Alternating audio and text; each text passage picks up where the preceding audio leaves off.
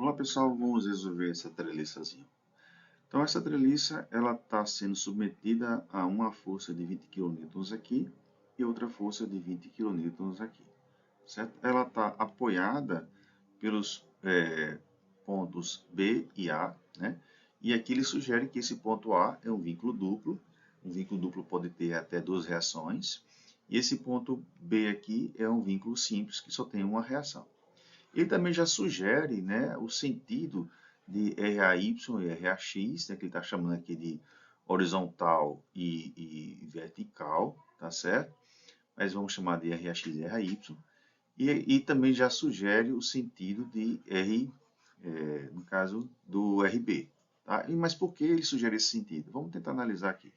Aqui está a nossa parede e o nosso triângulo. Né? Ele está sendo submetido a uma força de 20 kN, de duas forças de 20 kN, né? Quando faz isso, o que acontece? Ela está tendendo, o nosso triângulo, fazer essa configuração, né? Quando essas duas forças estão atuando.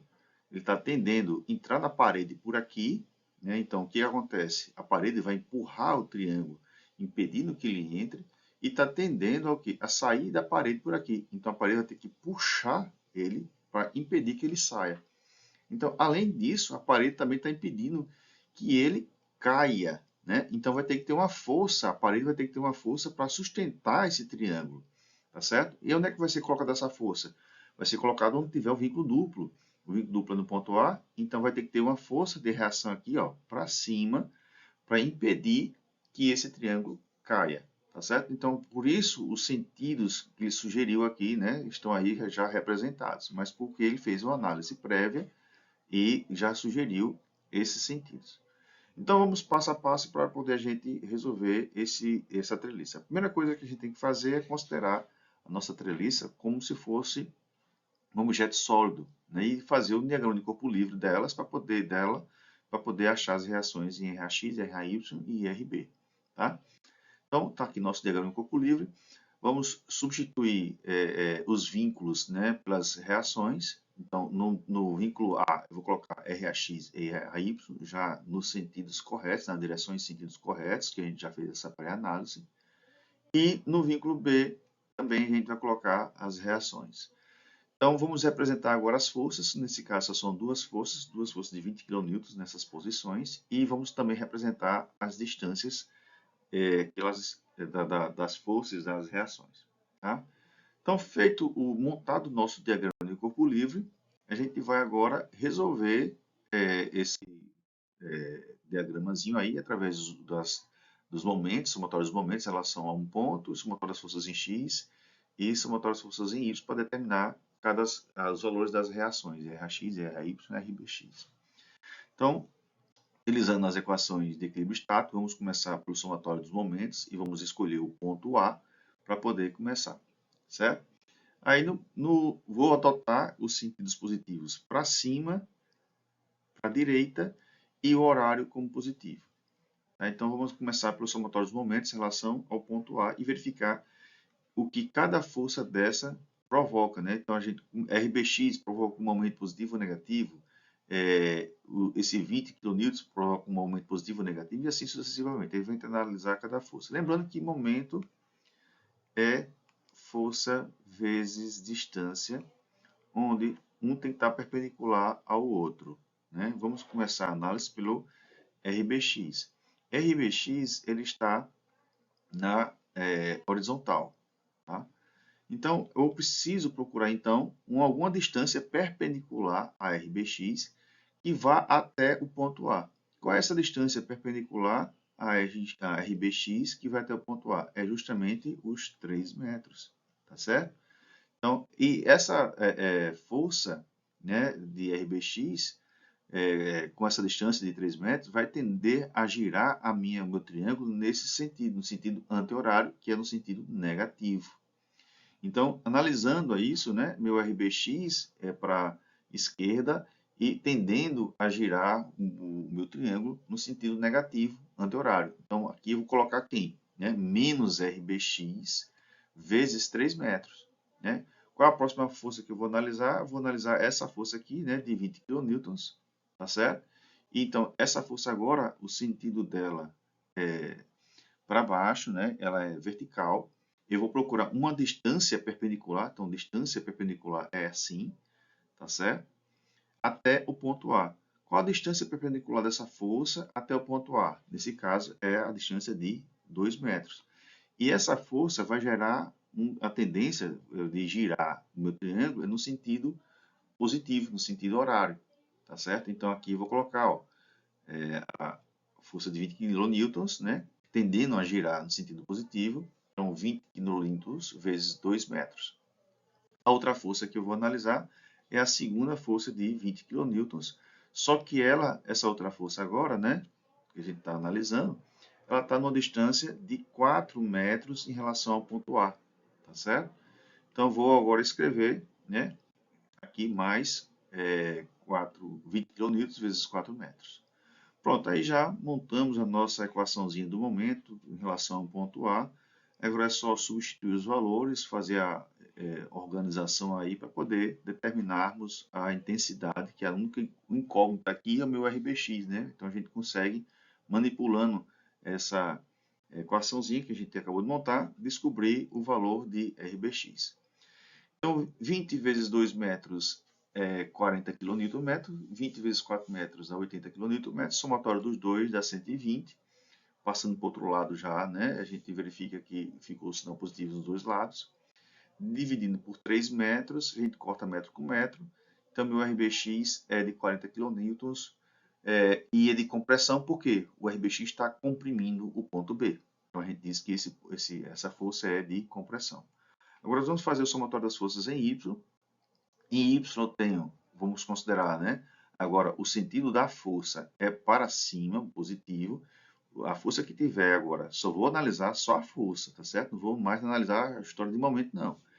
Então, vou ter a RAY para cima e essas outras duas forças para baixo. Então, vai ser quem? RAY menos 20 igual a zero, tá certo? Então, RAY é igual a 40 kN, deu o valor positivo, confirmando o sentido de RAY. E aqui, como a RAY está tracionando o ponto, a gente diz que essa força é de tração. Fazendo agora o somatório das forças em X. Em X a gente só tem o RAX e o RBX, tá certo? Vamos considerar o sentido positivo para a direita. Então, nossa equaçãozinha fica menos RAX mais RBX igual a zero. Vamos ver? Menos RAX mais RBX igual a zero.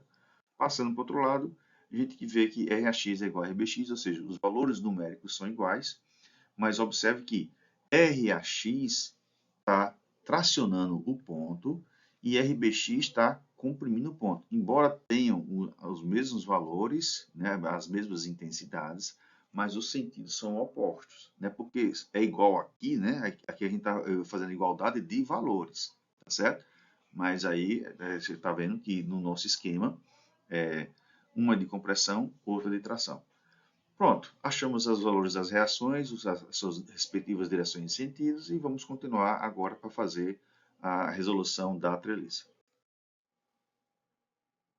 Ok, já determinamos as intensidades, as direções e os sentidos das reações RAX, RAY, RBX.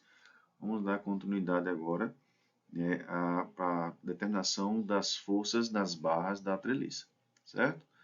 Então, lembrando que esse a gente já calculou, e agora o próximo passo é escolher um nó, e esse nó que a gente vai escolher é que tem o maior número de informações para iniciarmos a análise e determinar as forças das barras.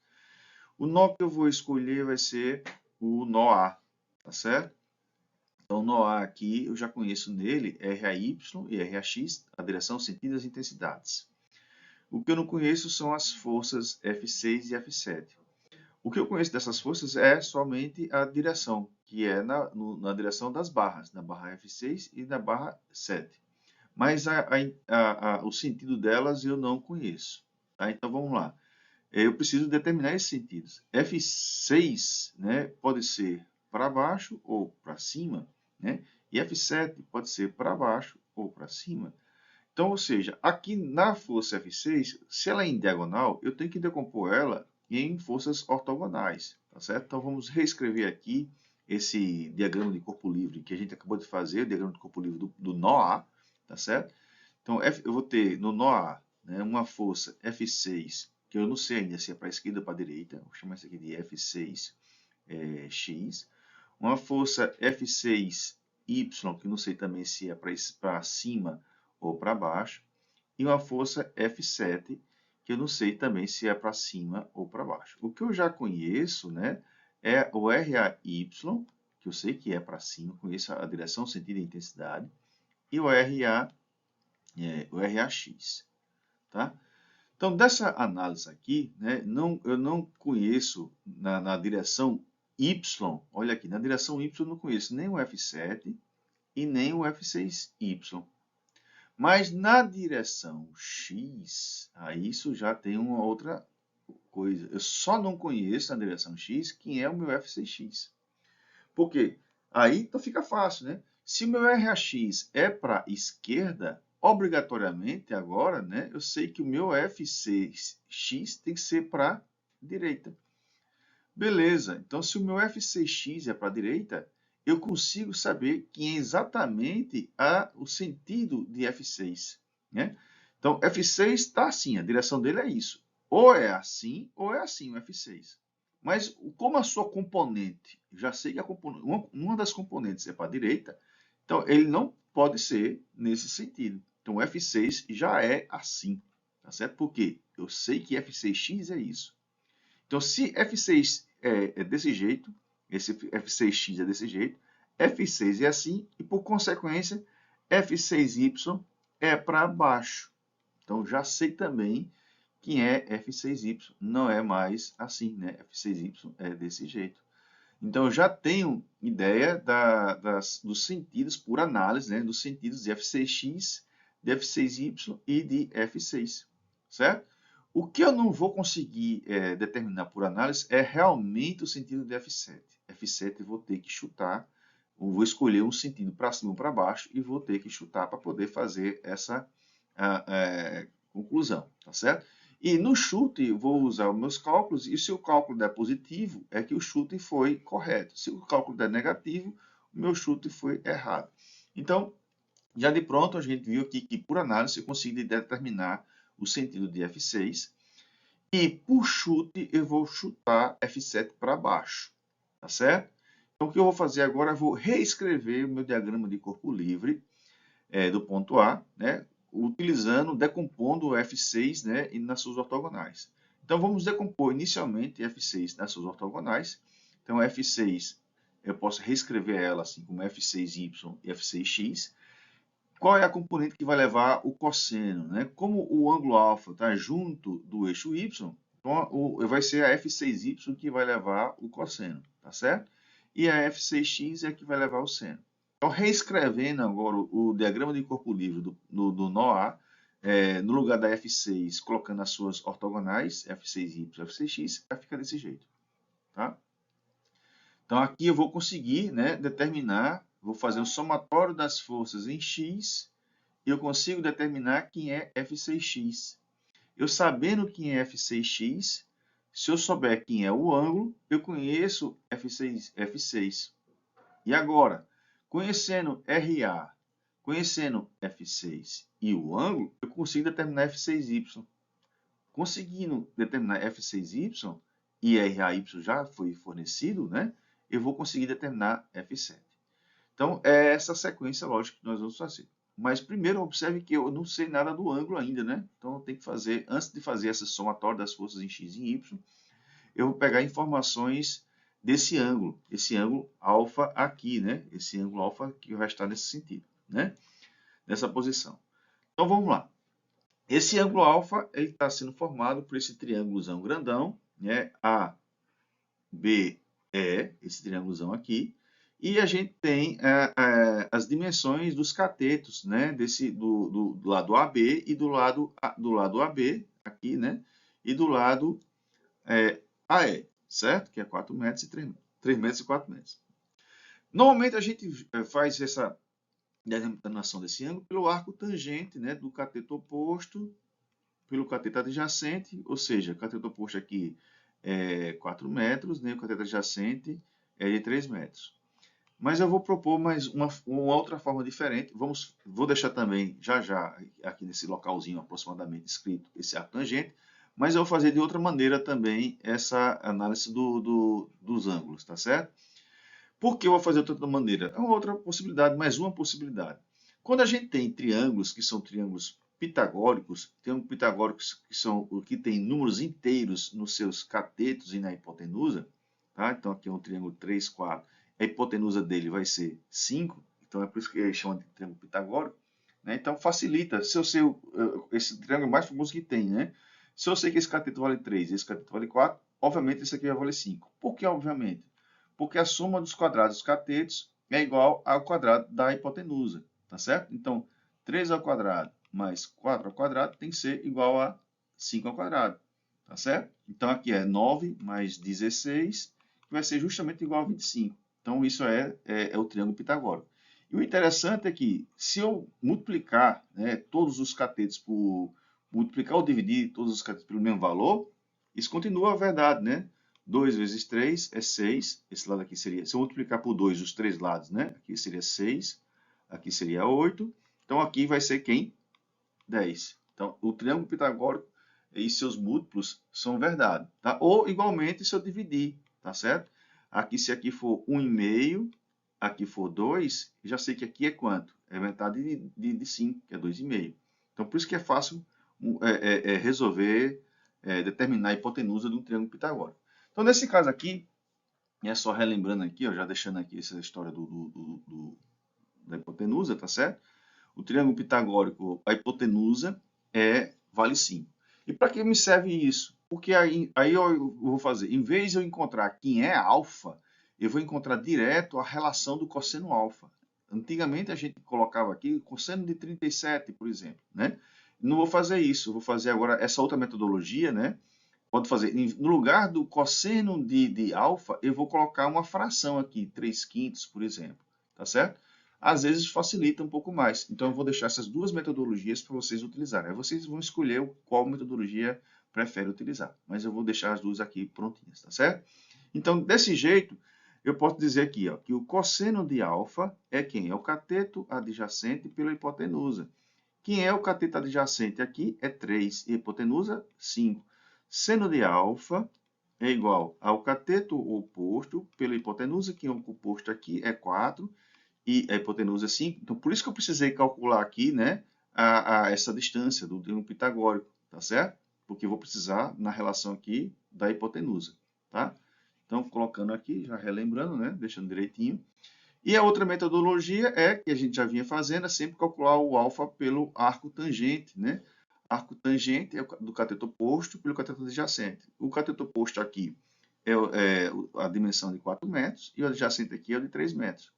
Tá certo? Então a gente vai fazer na calculadora, né? Eu não consigo colocar a calculadora aqui porque ele não grava. Então vocês já sabem fazer, né? Shift tangente, abre parênteses, 4 dividido por 3, fecha parênteses e dá igual. Aí dá o ângulo de 53,13 graus. Tá certo? Então, seno de 53,13, se eu colocar aqui, seno de 53,13, é a mesma coisa que eu escrever 4/5. Então, ou eu escrevo aqui, ó, seno de 53,13, ou substituo tudo por essa expressão, 4/5. Tá certo? É isso, essa é a segunda maneira, né, que a gente vai estar colocando aqui para vocês para resolver essa situação. Então, de posse do ângulo, de posse da relação do seno e cosseno, agora a gente pode fazer somatório das forças em x e y e conseguir determinar as intensidades dessas forças F6 e F7 e verificar até se o chute do F7 está correto. Vamos começar ali pelo somatório das forças em x, tá certo?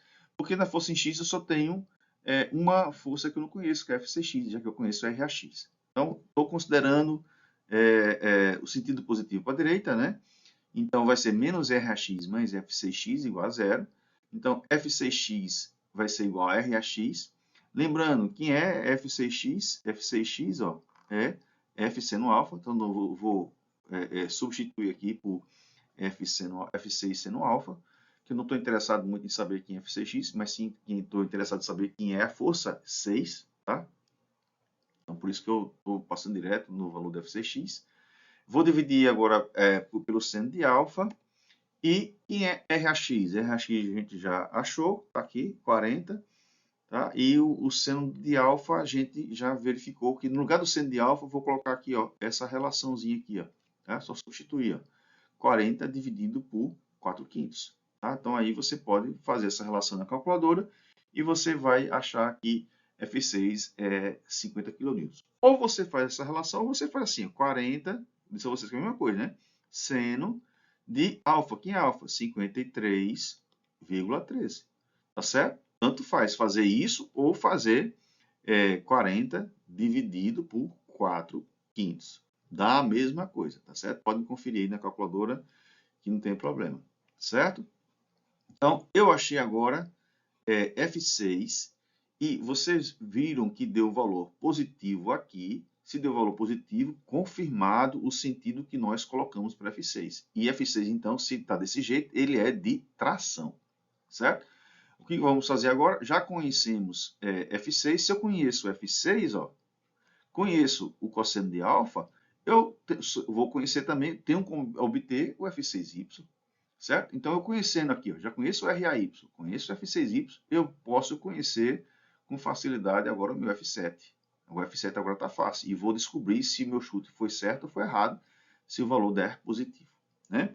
Ou negativo. Somatória das forças em Y, eu vou ter RAY positivo e esses dois negativo. Tá? Então, RAY menos F6Y menos F7 é igual a zero. Então, como eu quero o F7, né, eu vou colocar F7 para um lado e as outras duas forças para o outro, já ajustando os sinais. Então, RAY também a gente já achou, está aqui o RAY, o valor dele. F6Y, eu vou colocar, no lugar de F6Y, eu vou colocar essa expressãozinha aqui. Então, vamos lá.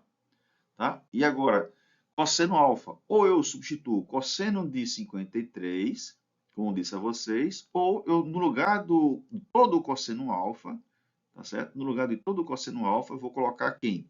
3/5. Dá na mesma coisa. Tá?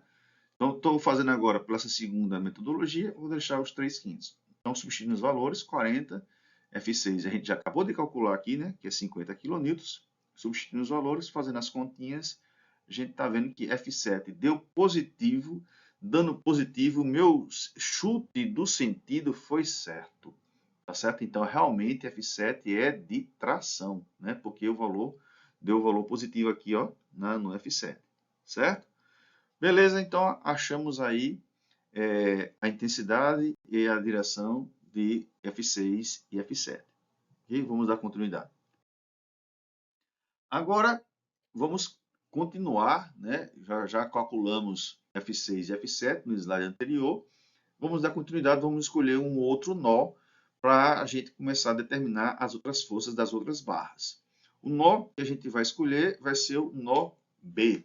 Né? Então, fazendo um diagrama de corpo livre exclusivamente do nó. Então, estou representando aqui ó, a força RBX, que está no nó B, certo? A gente tem a força F7, tá aqui a gente calculou a força F7, tá? Acabou de calcular a força F7. Tem a força da barra 5 e a força da barra 4. Tá? O que conhece da 5 e da 4 é a direção das barras, né? Tem que ficar, as forças têm que ficar na mesma direção das barras. Mas F7 eu tenho duas informações já, eu tenho a intensidade, tenho a direção, tenho tudo. Eu tenho a intensidade, né? Eu tenho a direção, que é a direção da barra, e o sentido, que ele está me dizendo que é de tração. Como é que eu represento ali F7 de tração? Essa F7 de tração vai ter que ser o quê? Desse jeito, tracionando o ponto A. Tá? Então, a minha F7 é dessa maneira. Então, de posse já dos sentidos de F7 e de RBX, eu vou ter que analisar, fazer análise novamente, para ver se a gente consegue determinar qual o sentido de F5 e o sentido de F4. De maneira parecida, a gente vai fazer a mesma coisa, né? F5, ou ele é para cima ou é para baixo. Então, se ele é para cima ou para baixo, eu vou ter um componente em Y para cima ou para baixo e em X para a esquerda ou para a direita. Então, vamos refazer aqui o nó B, né, decompondo a F5 nas suas ortogonais. Então, já conheço F7. F7 é assim. RBX eu já conheço. RBX está aqui. Beleza. F5, não sei se ele é F5Y, né? Se é para cima ou para baixo. Vou ter, então, uma F5X também, que não sei se é para a esquerda ou para a direita. E agora eu tenho mais também uma F4. Também, essa aqui eu não sei se é para a esquerda ou para a direita. Então, analisando, vamos colocar aqui uma outra cor. Observe que não conheço F5Y, não conheço F5X, não conheço F4. Agora, eu não conheço duas forças no sentido de X.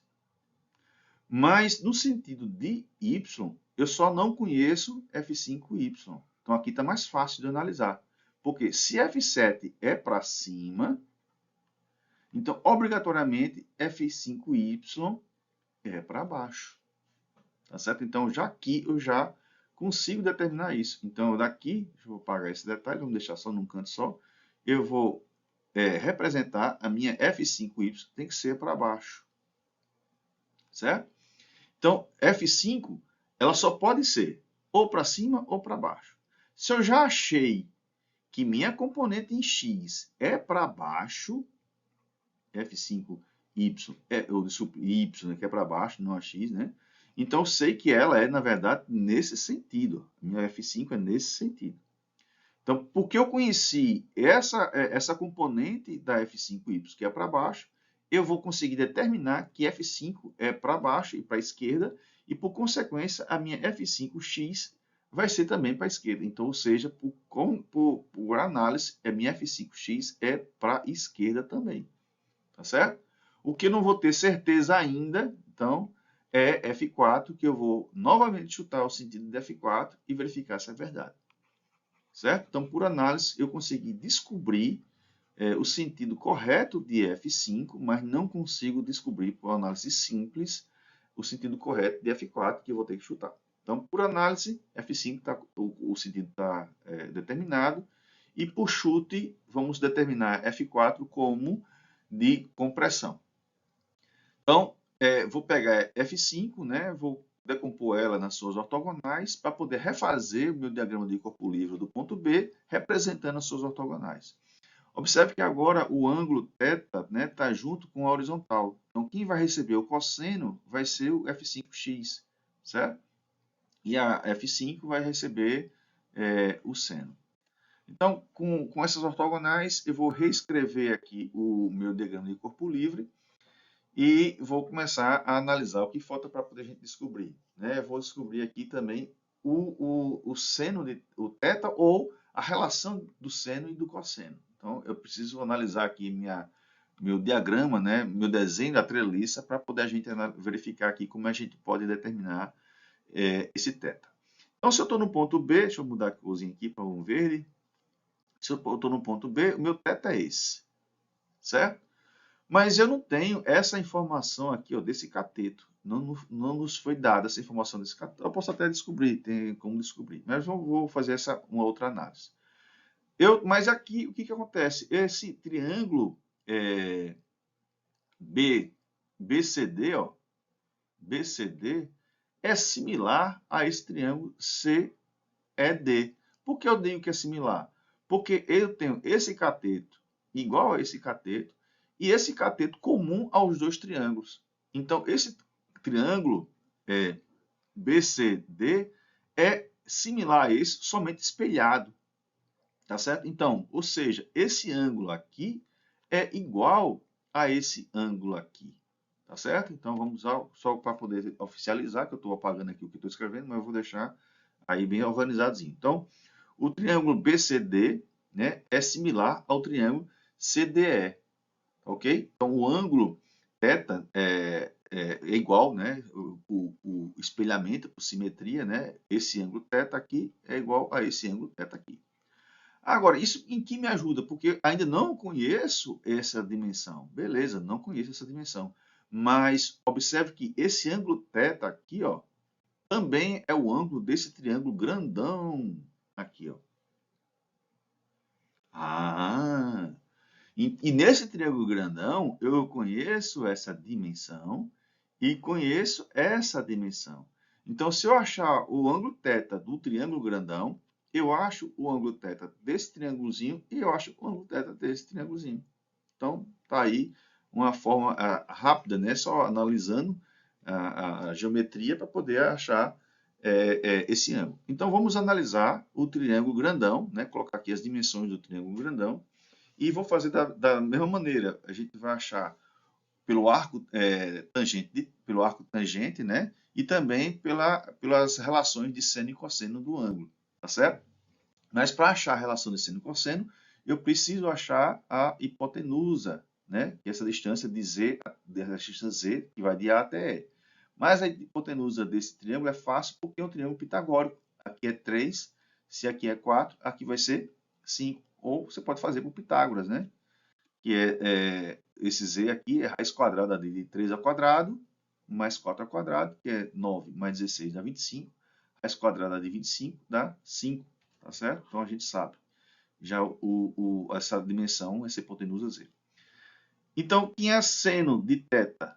Seno de θ vai ser o cateto oposto pela hipotenusa. Quem é cateto oposto? É 3. Hipotenusa, 4. Então, seno de θ é 3 sobre 4.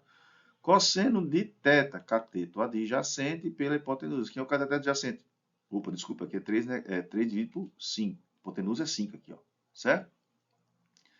Cateto, o cosseno de θ, o cateto adjacente, que é o adjacente é quem? É o 4, e hipotenusa é 5. Então, de posse disso, né, eu já conheço as expressões, as relações que representam o seno de θ e o cosseno de θ. Ou eu substituo dessa maneira o cosseno de θ, ou vou lá pelo meu arco tangente e consigo também obter. Pelo arco tangente, θ é o arco cuja tangente vale o cateto oposto sobre o cateto adjacente, e o cateto oposto de θ aqui é 3, e o adjacente de θ é 4, e isso vai nos dar um ângulo de 36,87 graus. Então a gente pode resolver por um ou por outro método. Então, iniciando a solução, você vê que vamos começar primeiro pela somatória das forças em Y, porque eu só tenho uma força que eu não conheço, então fica mais fácil de eu achar F5Y. Aqui eu nem conheço F5X, nem conheço F4, então não vou começar pela de X, vou começar pela de Y. Tá? Somatório pelas forças em Y, eu vou ter F7 menos F5Y igual a zero. Então F7 é igual a F5Y. Quem é F5Y? F5Y é F5 seno de θ. Então a gente vai substituir aqui F5 seno de θ. Passar o seno de θ dividindo. E agora, quem é F7? F7 a gente já calculou, tá ele aqui, ó, 10 kN. E o seno de θ a gente tem duas opções. Ou eu coloco aqui seno, né, de 36,87, ou no lugar de todo o seno, eu já coloco a relação 3 dividido por 5. Tá certo? Eu coloco seno de 36,7 ou coloco F7 dividido por 3 dividido por 5. Aí fica a critério do freguês, o que vocês acharem melhor. Tá? Então, fazendo essas continhas, a nossa força F5 deu positivo. Dando positivo, acertei o sentido de F5. Então, F5 está comprimindo o ponto. Então, por isso que ele é de compressão.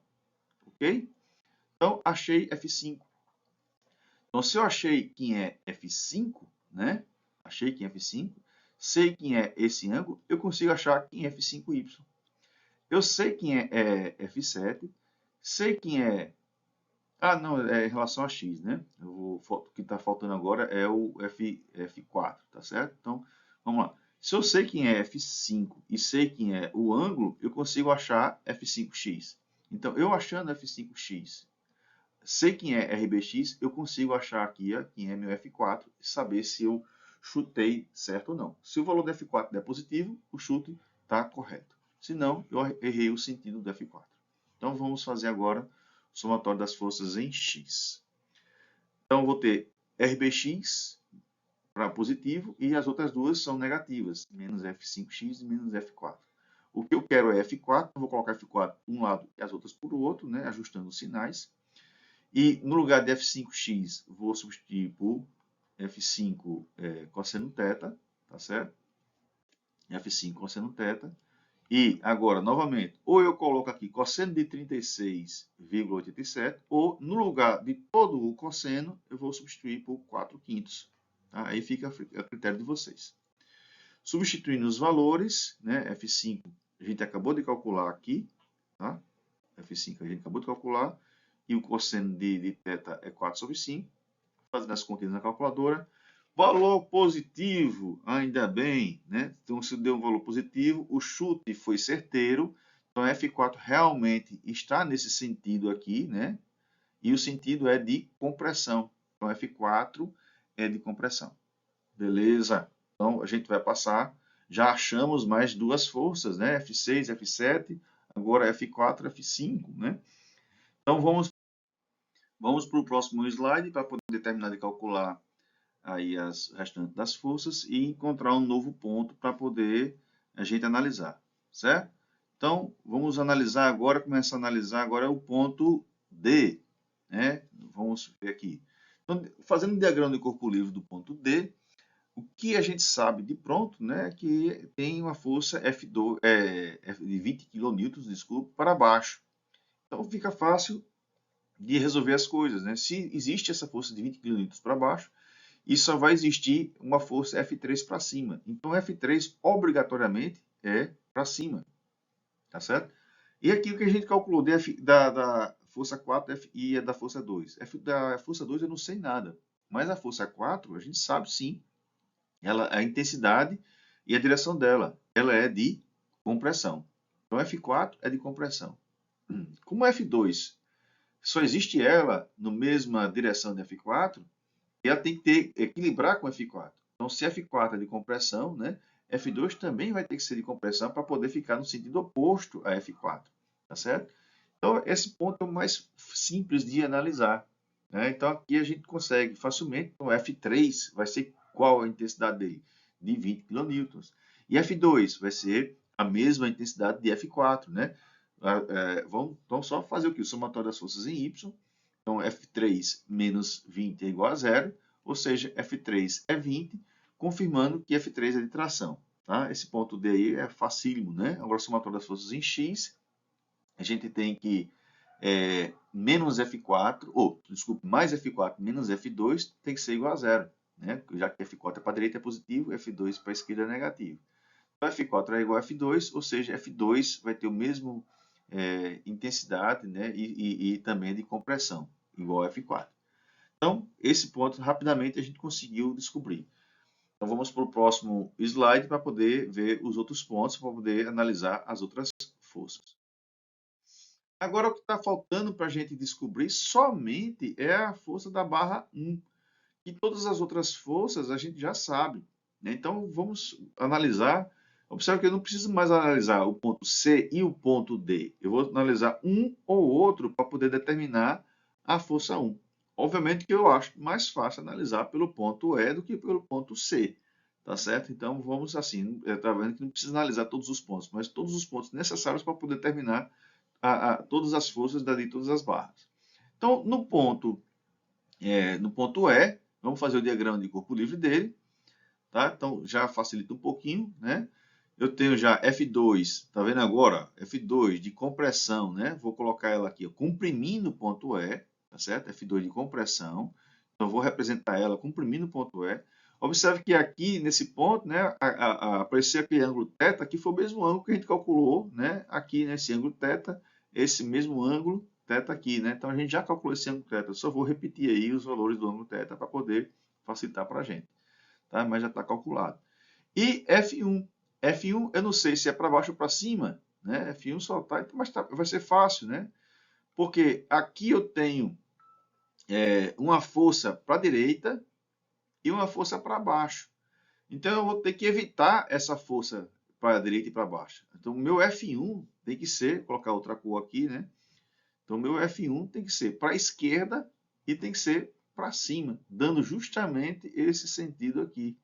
Tá certo? Então, F1 está fácil de a gente identificar, né? F1 vai ser para cima, certo? Então, igualmente aos outros, eu vou fazer a decomposição de F1, né? Para ser o F1x e F1y, né? E refazer o diagrama de corpo livre do ponto E, considerando as componentes ortogonais para F1x e F1y. Outra coisa interessante é que eu não preciso fazer somatório das forças em x e de y. Vou fazer um dos dois. Tá? Porque com um dos dois eu já consigo determinar quem é F1. Né? Então não preciso fazer de F1x e de F1y, né? Só um dos dois. Mas antes, relembrando ali a história dos ângulos, né? Que a gente já calculou, as relações ou o arco tangente. Então é só relembrando as informações que nós já obtivemos, né, nos slides anteriores. Então, a gente vai escolher aqui só fazer somatório das forças em y.